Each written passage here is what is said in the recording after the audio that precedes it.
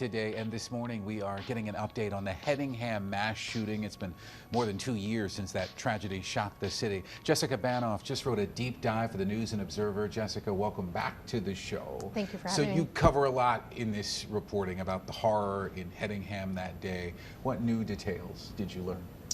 Well, actually, Virginia Bridges is the reporter that wrote it. She's one of our investigative reporters. She covers criminal justice at the News and Observer. And she recently attended a conference of North Carolina police chiefs where a presentation was given about what the Raleigh Police Department learned about Hedingham.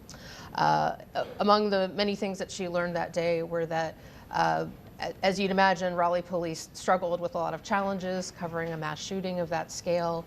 All they knew was that there was a young man walking around the neighborhood with a gun, and they ended up having multiple crime scenes spread out across the Hedingham neighborhood and a nearby greenway.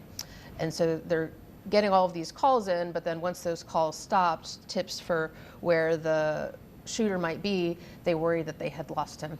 And ultimately they found him hunkered down a few miles away in a shed behind somebody's backyard.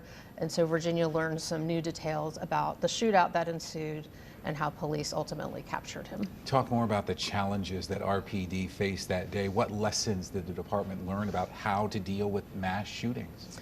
Well, to start with, minutes count. Every second counts in a situation like that as it's unfolding. And during the chaos, it's important to have that point person to deliver accurate information to the public as they're dealing with all kinds of rumors and misinformation that's flying around. And one thing that really struck us was that as much training as police had had with how to deal with mass shootings, they had never encountered one on a greenway before. And so they needed to have keys to access the greenway so that their vehicles could access it and they could do their job. And then they also learned that all of these officers are coming in from their department, from across the region, and that was really essential as well to helping them control the situation.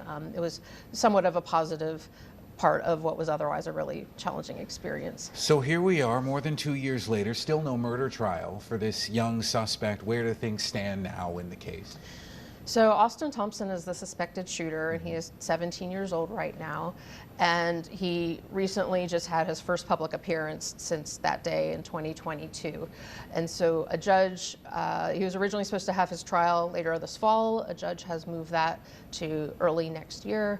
And then just another footnote, the officer who was shot that day, one of the officers who shot, he has since left law enforcement, and he still is recovering somewhat from his injuries. Okay, lots of new reporting. Lots of new reporting. We will all be reading it. That is Jessica Banoff. Thank you so much for joining us. You could read